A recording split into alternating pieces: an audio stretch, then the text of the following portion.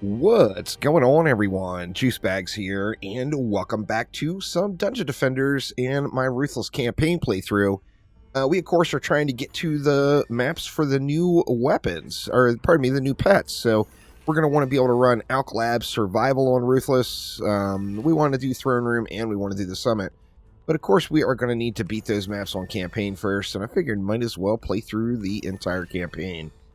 Now, we're on Magus quarters here, and this map is just so tremendously iconic in the world of Dungeon Defenders. For me personally, this is the map that I really started doing my very first survival grinds on, way back in the day when I first started playing the game. We're going to start things off a little differently this time. Let's go with just a seed bomb tower on every lane. Let's do something, try something like that. The seed bombs are incredibly good. Just really good consistent dot damage going. Let's try something like that to get things started. I actually got enough left where I could do something else. I think let's just go with maybe a strength drain aura. We'll just throw one of them in here just to get things going here. Let's just go something like that. That is not a strength drain at all. Let's try a strength drain this time. There we go, and let's get it going. Now, like I said, this map, for me personally, it brings back many fond memories. When I first started playing the game, this was the first map that I really even attempted to do any sort of grind on, and that was doing the survival version of this map. Absolutely loved everything about it, what all it represented for survival mode, and it was just good fun. Absolute tremendous amount of fun, no doubt. And this map, of course, it's made it into every Dungeon Defenders game. So there is not a Dungeon Defenders game made that doesn't have this map on it. So it's just a really great map. We're getting spidered like crazy here. Let's try to distract this guy just a little. Maybe get a little tower boost in on those seed bombs here. Now, we are just going to get slapped on this one. All right, we got the ogre down, but the seed bomb didn't die. But boy, it got slapped on a little, there is no doubt. All right, so let's see. What do we want to do? We've finished our R stacks. We need to get some buff beams in.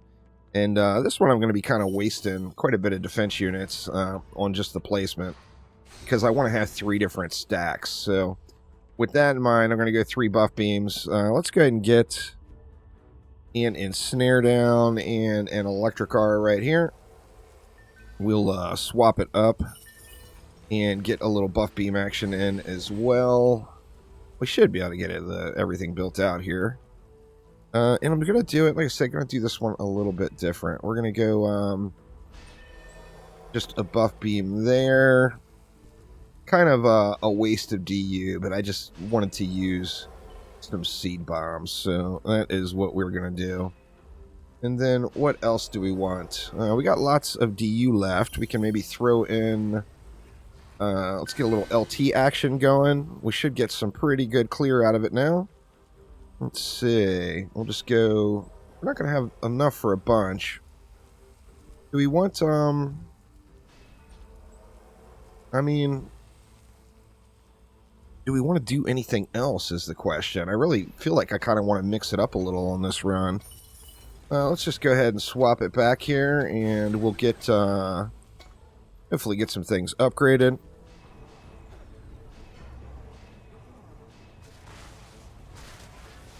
Should be a little different situation now that we've got a little bit more down here. Get all this stuff boosting. Oh, the glory of the LT. I tell you what, you know, the LTs in DD1 are pretty decent. The Tesla Tower or the LT of DD2 is pretty decent.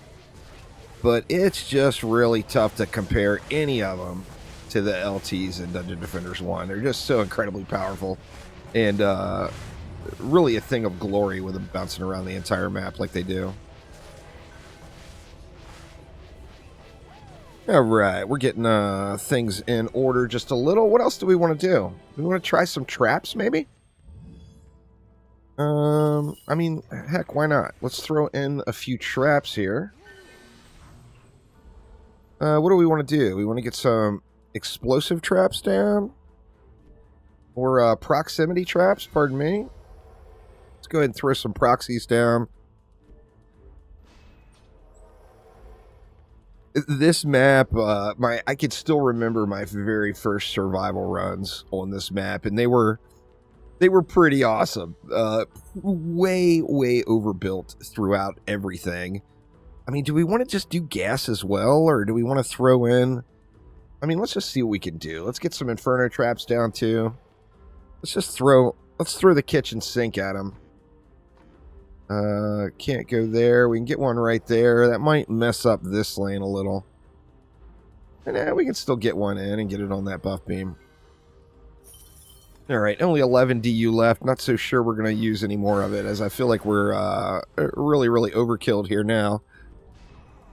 But definitely a fun but different setup for this map. Hardly ideal. I'm sure this map can be achieved probably with, you know, a strength drain or some darkness traps and LTs and call it good. But wanted to have a little fun with some different things, kind of throw the kitchen sink at it. I wanted to just comment too, some people had, I've had a couple people message me, and I always have people in the comments talking about post-processing. One of the things that was a turnoff for me originally in Dungeon Defenders, the very first time I played it, is the fact that the game just makes your eyes bleed.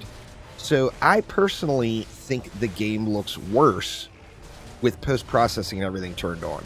Now, you know, obviously that's my own personal opinion, and, you know, it's my own experience since I'm the one playing here. So I prefer to have that stuff turn off. I don't feel like it does any favors for the game, and I personally just feel like it makes things look way worse. So, yeah, not a fan of post-processing at all.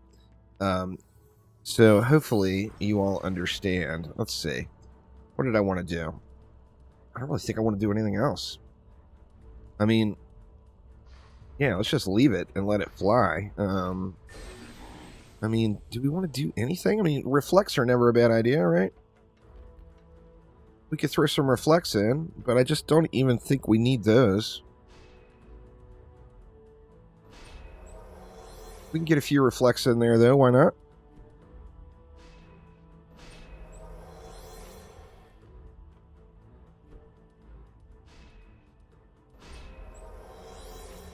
I think that is, I kind of feel like it's just far beyond overkill now. In fact, since I'm not even bothering upgrading, let's just get a DPS pet going. Let's go with a little wizard here. We'll get a little wizard action in. This is a tower booster monk, so kind of, you know, not going to get the full value out of it, but it'll be fun anyway to get a little pew-pew, little pet pew-pew going, and wrecking up the faces here.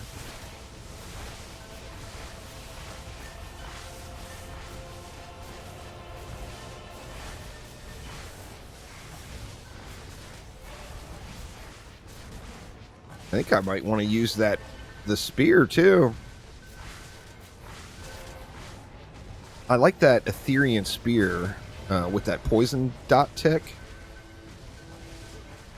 Then I find myself using this Mischief Maker weapon very often. But I am a big fan of that spear, and, you know, the pinpoint accuracy of that bad boy is just incredible as well. I guess we might as well get things upgraded. Not if I'm draining all of the mana, but that's okay. That is okay.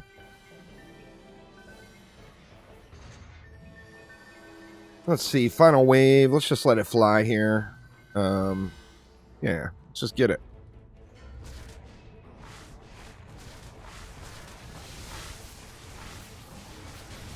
Go, little wizard, go.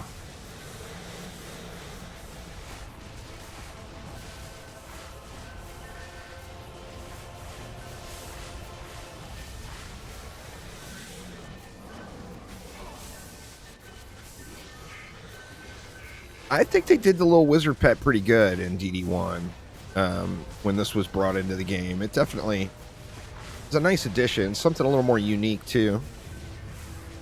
Now, of course, there are other pets that have the multiple elements too. Like that, that chicken from Spring Valley.